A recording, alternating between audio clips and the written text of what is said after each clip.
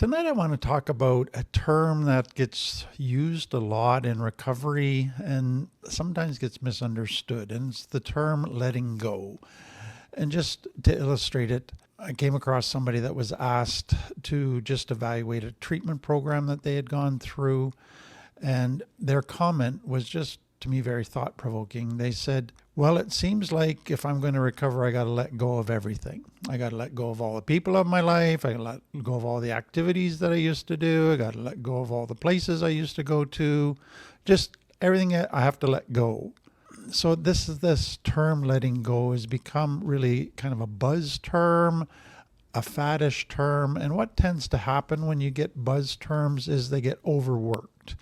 And then as a result of that, you get people that attach what they think is the meaning of the word to it, but it's shallow. It doesn't have the whole meaning. And so misunderstandings develop, and that's what I think has happened with letting go.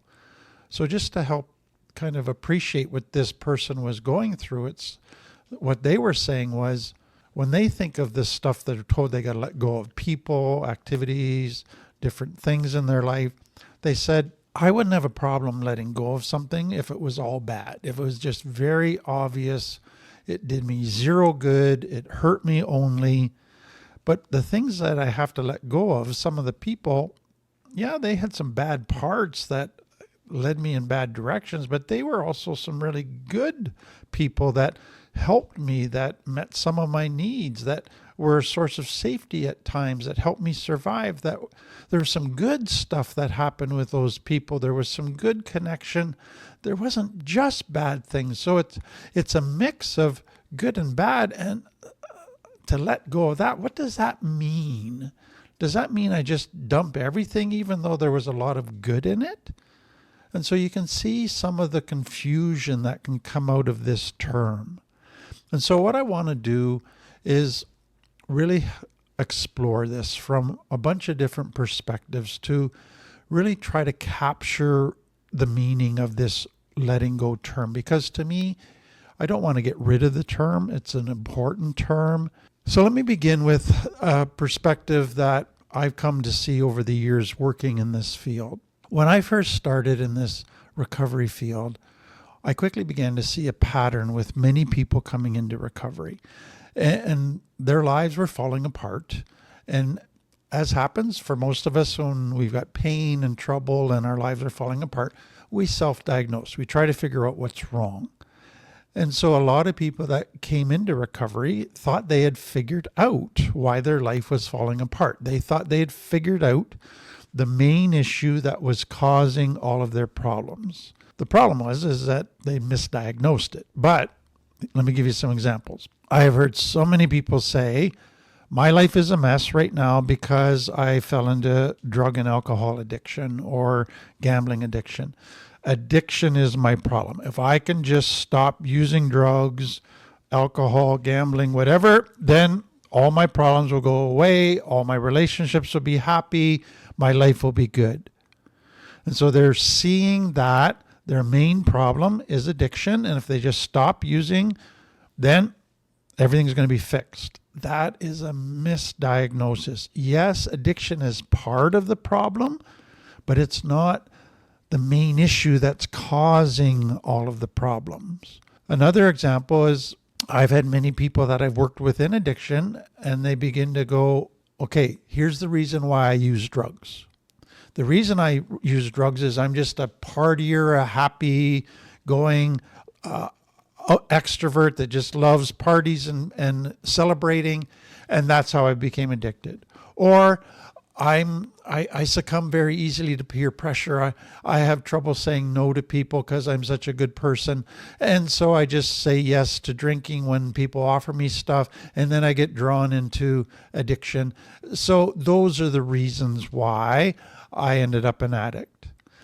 Again, what they're thinking is if I can just learn to say no, then all of my addiction issues will go away. And I go, no, that's missed the point again. Or I've had people say to me, well, the reason I hit my partner is because I got some anger issues. If I can just learn to control my anger, I won't hit my partner anymore.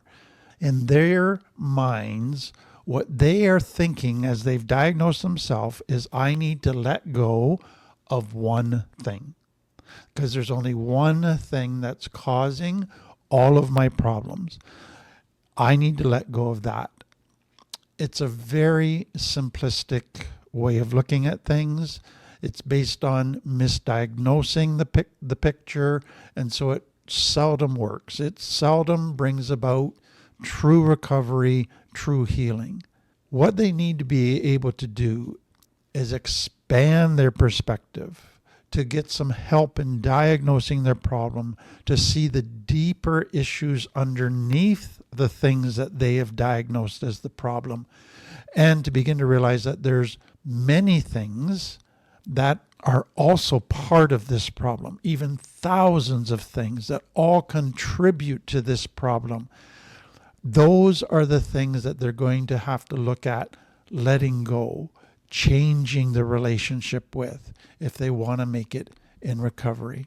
Let me give you a second perspective, and it's based on the teachings of Buddha, which has been helpful to so many people in recovery.